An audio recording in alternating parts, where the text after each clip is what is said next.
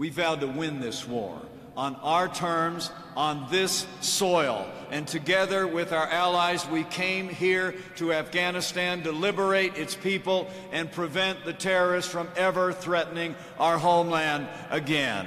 And we are staying in that fight, and we will see it through to the end.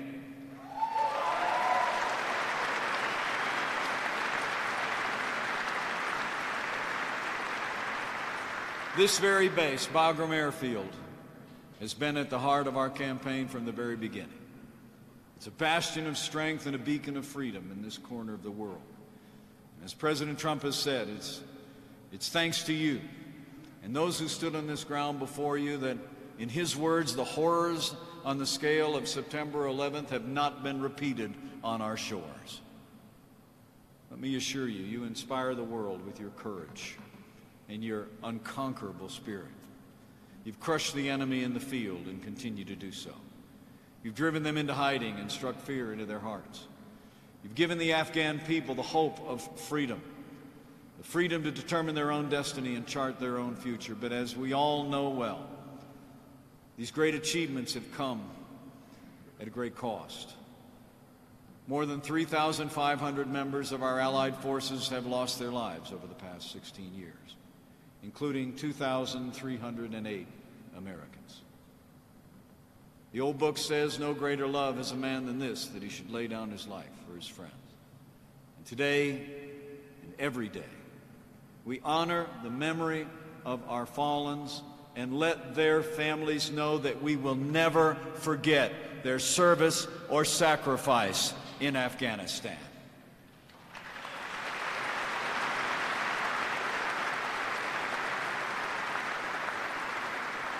But as President Trump has said, we also honor the fallen by achieving, in his words, an enduring outcome worthy of their tremendous sacrifice. Earlier this year, President Trump laid out a bold new strategy to achieve victory in Afghanistan. And you are the instruments of that strategy. You are the instruments of American power who are implementing that strategy on the ground. It begins by giving our men and women in uniform, as the President said, the tools you need and the trust you've earned to fight and win. And we are doing just that.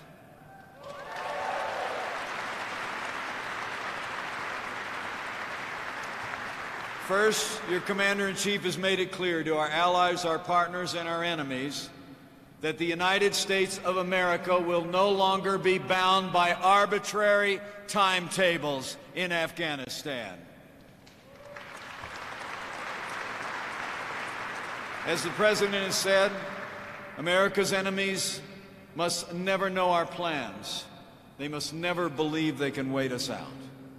Instead, our decisions will be based on an objective assessment of conditions on the ground, reality and facts, and a relentless pursuit of victory will guide us and nothing else.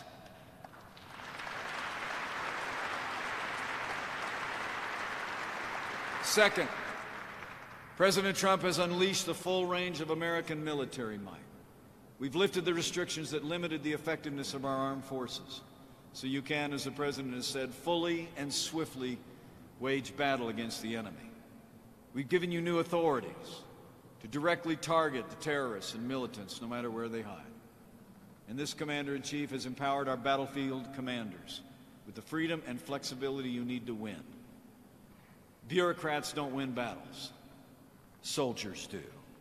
And under this President, we will never allow bureaucracy to stand in the way of victory.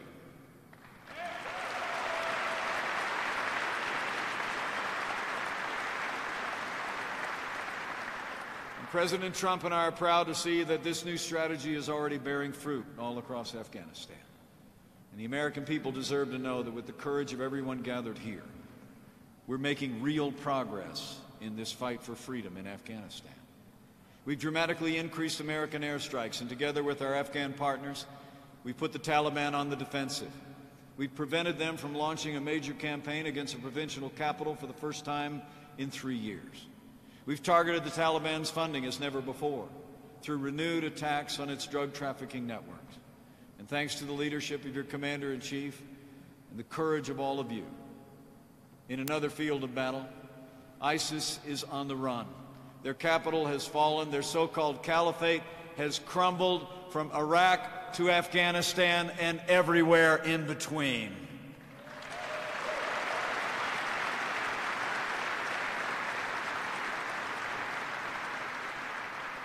And all across this country, we've won new victories against the terrorists, no matter what they call themselves or where they try to hide.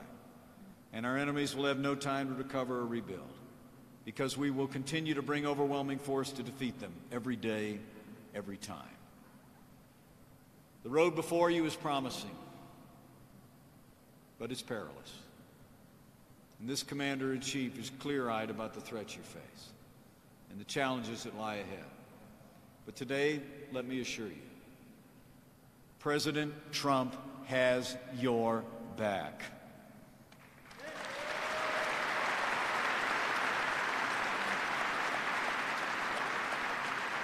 And this president will always be unwavering in his commitment to give you the tools you need to fight and win. Thanks to our new strategy, our allies have stepped up as never before. This very gathering is proof. Resolute support has already brought together the United States with 38 other countries from NATO across the wider world. They're sending their best and their bravest to this coalition. And today you stand shoulder to shoulder with them in defense of freedom. And under President Trump, we'll continue to forge an ever closer amount of cooperation with our allies and our partners. And we will never ignore the dangers you face, even when they emerge from beyond the borders of Afghanistan. You know, for too long, Pakistan has provided safe haven to the Taliban and many terrorist organizations. But those days are over.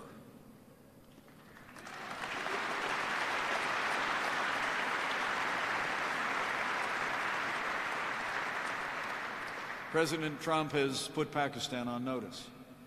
As the President said, so I say now. Pakistan has much to gain from partnering with the United States, and Pakistan has much to lose by continuing to harbor criminals and terrorists. Beyond the battlefield, this Commander-in-Chief has ordered the integration of every facet of American power as well, diplomatic and economic measures to achieve a just and lasting peace here in Afghanistan.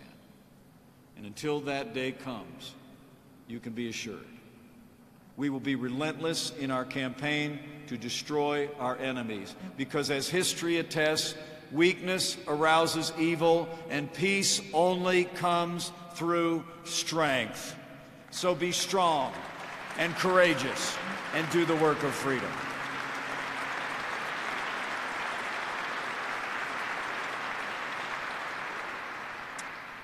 The Afghan people are a proud and noble people who have suffered long. In the 1980s, during their long war with the former Soviet Union. In the 1990s, under the brutal rule of the Taliban. And in recent years, from the terrorists and militant who continue to threaten their homes and their families, and who have claimed the lives of more than 35,000 brave Afghan soldiers, security forces, along with countless civilians. But through all the strife, through all their struggle, the Afghan people, those you serve alongside in their armed forces today, have never lost their love of freedom, never lost their courage or their yearning to live in a land free of terror and war. And let the people of Afghanistan know the United States of America stands with them.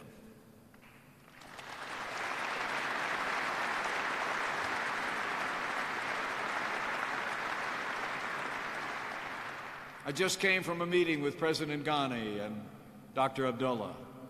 We discussed the progress that we've made in this country and America's commitment to the Afghan government and the commitment of the Afghanis to their own freedom in this land. I said to them what I say to you now.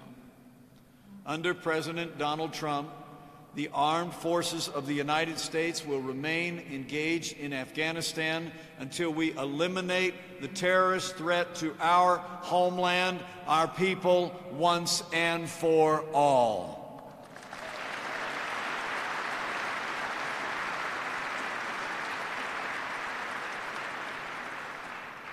You know, it really is humbling for me to stand before you today. My father was a combat veteran, served in Korea. And I'm the proud father of a United States Marine. But my life never took me into the uniform of the United States. But every time I'm with men and women of our armed forces, I'm inspired. I'm inspired by your courage, by your selflessness, by your love of country and your patriotism. You stand here on a frontier of freedom. You stand tall and proud in defense of our families, our citizens, and our most cherished values. Your mission is vital.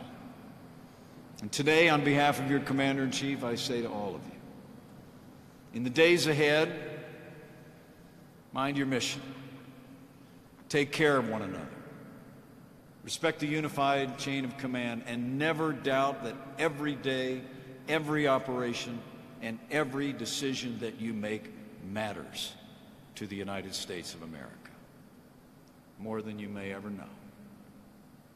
You know, many people live their entire lives wondering if they've made a difference. But you won't have that problem. Everyone standing before me today and around me today step forward to join this all-volunteer military. You chose to be a part of something larger than yourselves. You've made a difference in the world. You've done a world of good. And so keep it up. Keep lit the flame of freedom to hand to the next generation. Keep defending America in this ancient land as you stand courageously with our partners as they reach for freedom.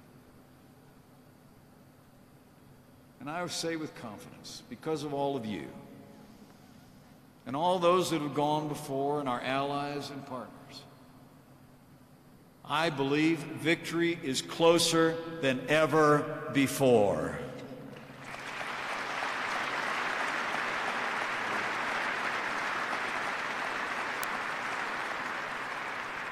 I believe with all my heart that Afghanistan will be free and America will be safe, and we'll win this fight. Now, as I close, let me just say again what a special honor it is for me to be with all of you, especially at this special time of the year. It was a few months ago when President Trump said to me he wanted me to get there. He wanted me to get there before a special holiday for the American people arrived, just to make sure you knew that he was thinking of you and that millions of the American people have you on our hearts. Now, I know there's many faith traditions represented here, and no matter your background and belief, I hope you find renewal and renewed strength in this season. And for all of you who, like my family, in the coming days will look to a manger,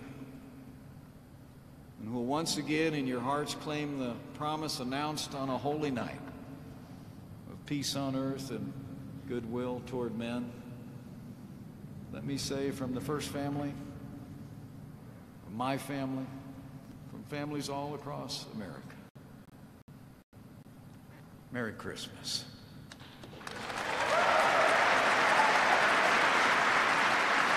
And to all of you,